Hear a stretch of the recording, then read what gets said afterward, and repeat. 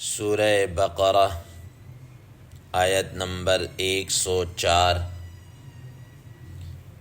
آپ حضرات کے پاس پیج نمبر ہے 30۔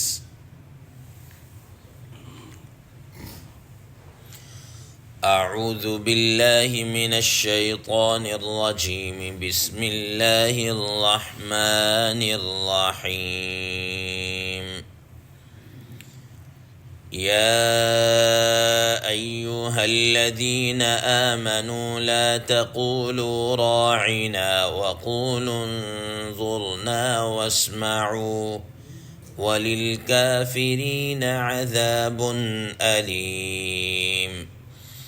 ما يود الذين كفروا من أهل الكتاب ولا المشركين أن ينزل عليكم من خير من ربكم والله يختص برحمته من يشاء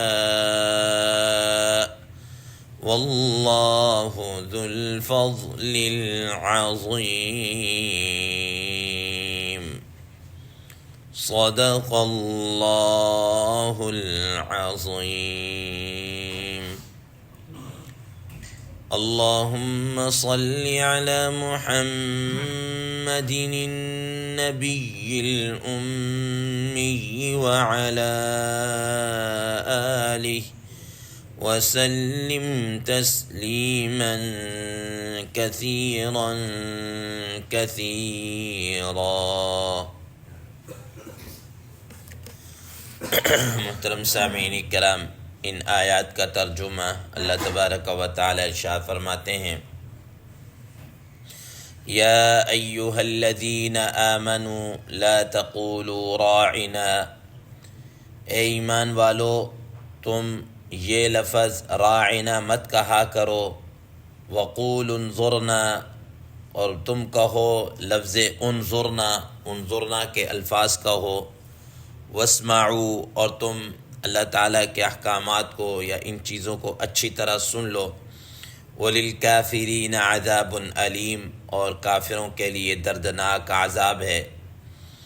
ما یود الذین کفروا من اہل الکتاب ولا المشرکین، یہ کافر اہل کتاب میں سے ہوں یا مشرکین میں سے یہ نہیں چاہتے، یہ پسند نہیں کرتے، ان ینزل علیکم من خیر من ربکم، اس بات کو کہ تمہارے اوپر تمہارے رب کی طرف سے کوئی بہتر چیز اتاری جائے، واللہ یختص برحمتہ من یشاء، اور اللہ تعالیٰ اپنی رحمت میں سے جسے چاہتے ہیں مختص کر دیتے ہیں، واللہ ذو الفضل العظیم، اور اللہ تعالیٰ بڑے فضل والے ہیں۔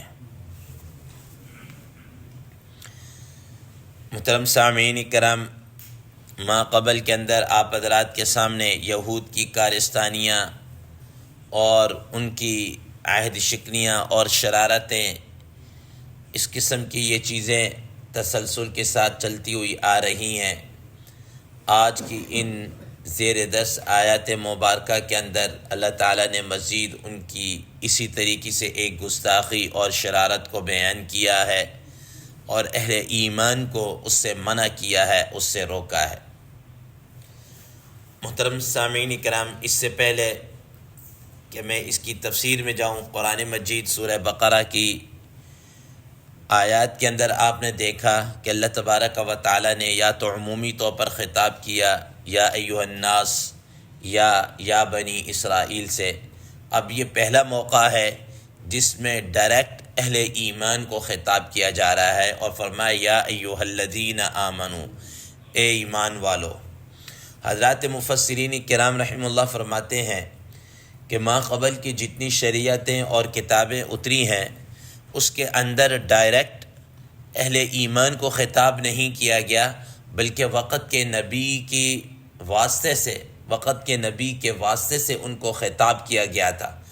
یہ اس امت کا شرف ہے کہ اللہ تبارک و تعالیٰ نے ڈائریکٹ اہل ایمان کو خطاب کیا، اور یہ تقریباً قرآن مجید کے اندر یا ایھا الذین آمنوا حضرات مفسرین کرام رحمہ اللہ فرماتے ہیں کہ اس طریقے سے کوئی 88 مرتبہ 88 ٹائم اللہ تبارک و تعالیٰ نے اہل ایمان کو براہ راست مخاطب کیا ہے۔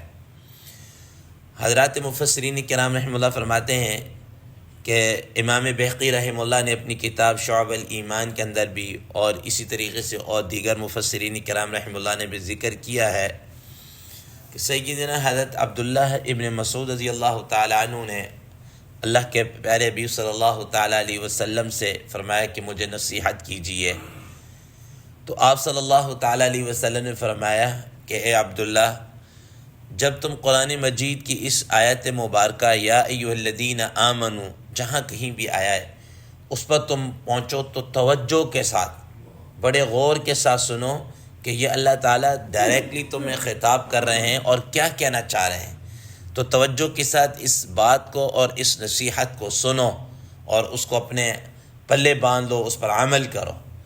تو بہرحال یا ایھا الذین آمنو اس کا مطلب یہ ہوا کہ اللہ تبارک و تعالیٰ اب ہمیں ڈائریکٹ ہمیں خطاب کر رہے ہیں۔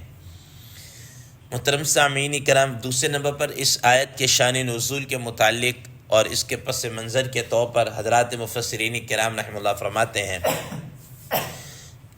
نبی کریم صلی اللہ تعالیٰ علیہ وسلم کی مجلس کے اندر ہر قسم کے افراد آیا کرتے تھے، اور آپ حضرات کے علم میں بھی ہیں کہ بعض حضرات ایسے ہوتے ہیں کہ انسان بات شروع کرتا ہے تو وہ اس کی تہ تک پہنچ جاتے ہیں، اس کو سمجھ لیتے ہیں، انتہائی ذہین اور فطین ہوتے ہیں۔ بعض ایسے ہوتے ہیں تھوڑے متوسط قسم کے ہوتے ہیں، اور بعض ایسے ہوتے ہیں تھوڑے سے غبی قسم کے بھی ہوتے ہیں۔ تو نبی صلی اللہ تعالیٰ علیہ وسلم کی اس مجلس کے اندر شہری لوگ بھی آتے، دیہاتی قسم کے بھی آتے، پڑھے لکھے بھی ہوتے اور تھوڑے سے ان پڑھ بھی ہوتے، غبی قسم کے بھی ہوتے اور ذہین فطین بھی ہوتے، اور کچھ ایسے بھی ہوتے جو یہ یہود اور ان کی طرح شرارتی قسم کے لوگ بھی آیا کرتے، جن کا مقصد صرف یہ ہوتا کہ وہ کوئی ویک پوائنٹ تلاش کریں اور اس کو بات کا بتنگڑ بنا کے اس کے خلاف اس کو استعمال کریں۔ نبی کریم صلی اللہ تعالیٰ علیہ وسلم جب کوئی بات بیان کرتے تو اس قسم کے جو دیہاتی صحابہ اکرام رضوان اللہ تعالیٰ علیہ مجمعین ہوتے تو وہ دیکھتے کہ بسا اوقات کوئی بات ذرا زیادہ علمی ہو چکی، زیادہ گاڑی ہو چکی جو ہماری سمجھ میں نہیں آئی، تو وہ رسول اللہ تعالیٰ علیہ وسلم سے یوں کہہ دیتے کہ یا رسول اللہ صلی اللہ علیہ وسلم راعنا، ہماری رعایت بھی رکھ دیے کہ ہماری سمجھ میں نہیں آئی یہ بات، تو ہماری رعایت رکھ کر کچھ بتا دیجیے تاکہ ہم بھی اس بات کو سمجھ لیں۔ اب راعنا کا معنی یہی ہے کہ ہماری رعایت کر دیجیے، ہمارا خیال کیجیے یا ہماری طرف توجہ کیجیے۔ یہ جو یہود تھے ان کی سرشت کے اندر خباثت تو تھی ہی تھی کہ یہ باتوں کو مطلب الجھا دینا یا اس سے غلط مطلب اخذ کرنا یا حضرات انبیاء علیہ السلام کی شان اقدس کے اندر گستاخی کرنا، یہ ان کی سرشت کے اندر تھا۔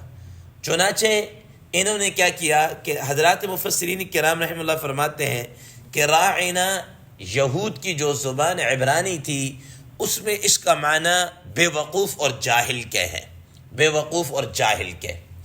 اور دوسرے نمبر پر یہ راعنا کا جو لفظ ہے اس کو وہ تھوڑا سا کھینچ کر پڑھتے تھے، راعینا راعینا کہہ کر۔ خود قرآن مجید فرمایا لیم بِأَلْسِنَتِهِمْ وَطَعْنًا فِي الدِّينِ، کہ وہ زبان کو تھوڑا سا ٹیڑھا میڑھا کر کے معنی کو کسی اور طرف لے جاتے تھے، کسی اور طرف لے جاتے تھے۔ تو اب جب انہوں نے راعینا کے الفاظ کہے تو راعینا کے الفاظ عرب کے اندر اس معنی میں استعمال ہوتے ہیں جس کو ہم کہتے ہیں ہمارے چرواہے، ٹھیک ہے، بکریاں چرانے والا جو ہوتا ہے اس کو راعی کہتے ہیں۔ تو وہ راعینا کا مطلب یہ ہو گیا العیاذ باللہ کہ ہمارے چرواہے۔ اب یہ یہود نے جب دیکھا کہ مسلمان کہہ رہے ہیں تو وہ تو پہلے اندر کھاتے نبی صلی اللہ علیہ وسلم کو برا بلا یا کوئی اس طرح کہہ رہا، اب دیکھا کہ مسلمان بھی لفظ راعینا کہہ رہے ہیں تو وہ بھی اس معنی کے اندر راعینا کہہ دیتے یا راعینا اپنے اس زبان کے اندر کہ بے وقوف اور یہ کہا کرتے۔ تو اللہ تبارک و تعالیٰ چونکہ ان کے خبث باطن سے بخوبی واقف، تو اللہ تبارک و تعالیٰ نے اہل ایمان کو کیا کر دیا، مخاطب کر دیا۔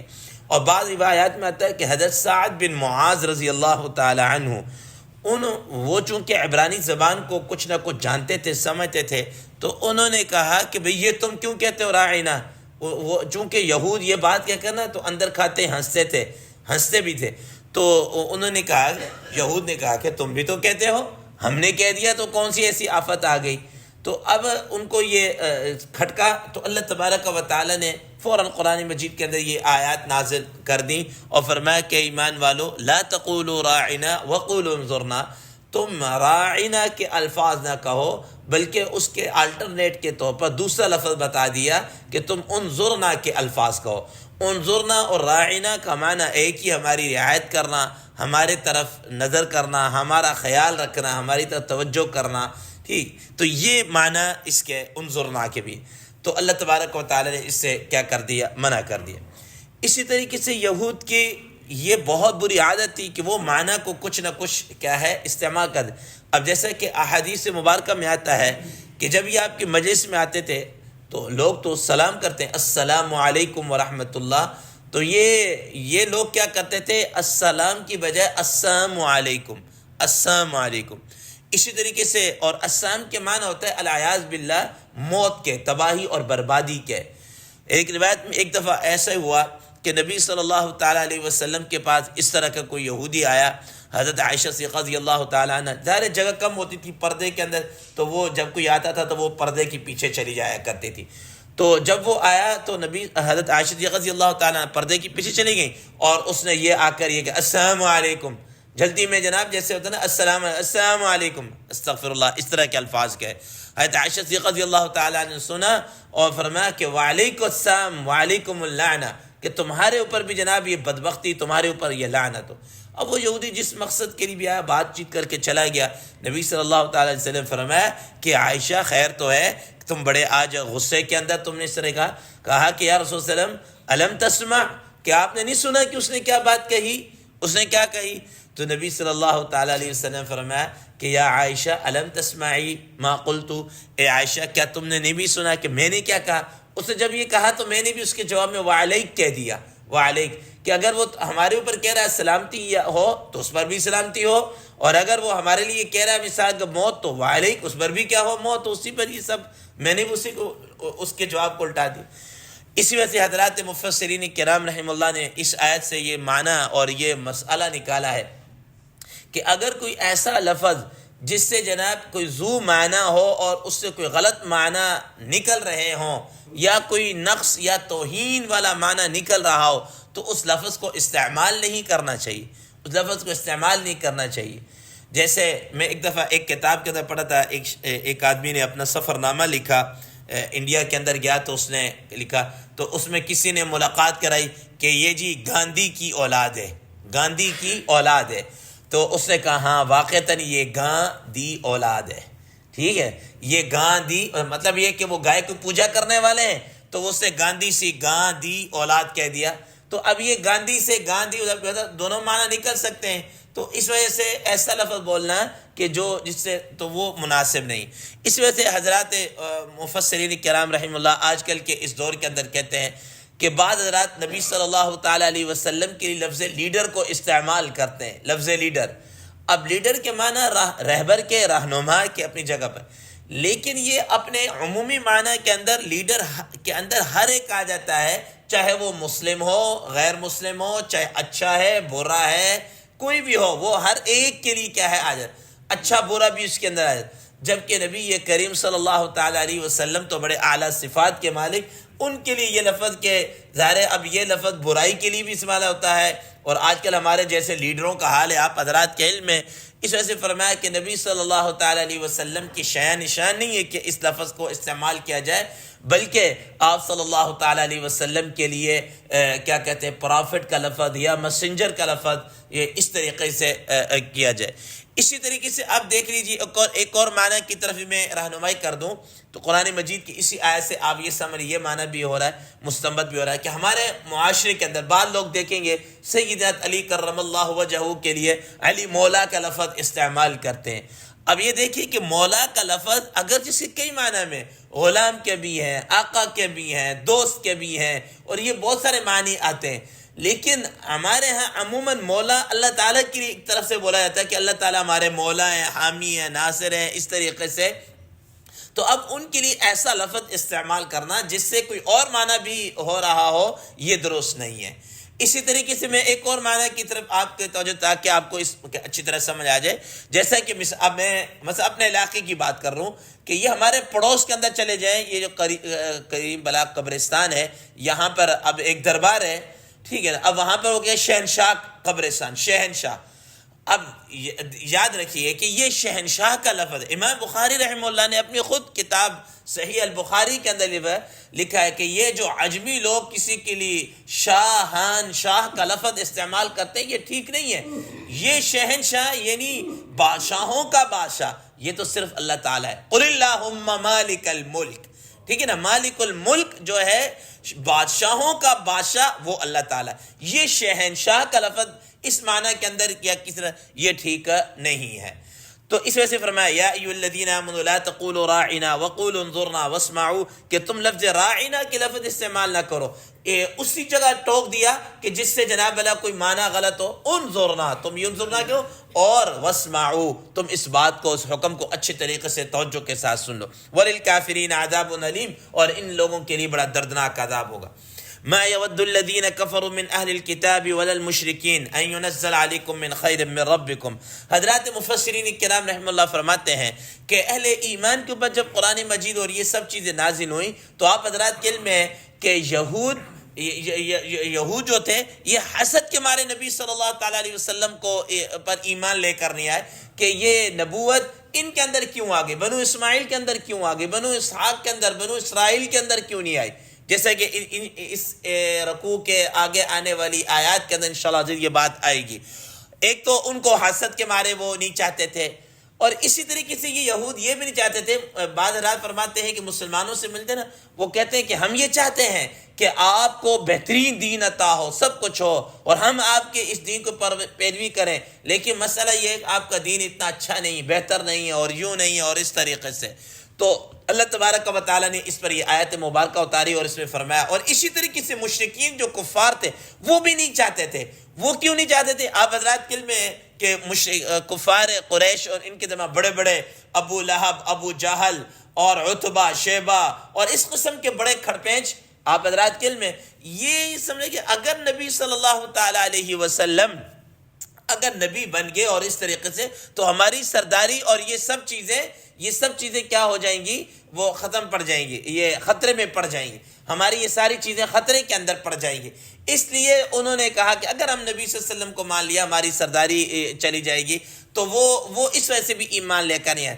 رسول تو اللہ تبارک و تعالیٰ فرمایا ما يود الذين كفروا من اهل الكتاب ولا المشركين ان ينزل عليكم من خير من ربكم، کہ یہ جو کفار میں سے اہل کتاب ہیں، اہل کتاب کافر ہو یا مشرکین ہو، یہ اس بات کو چاہتے ہی نہیں کہ آپ کے رب کی طرف سے آپ پر کوئی بہتری والی چیز کیا ہے نازل ہو.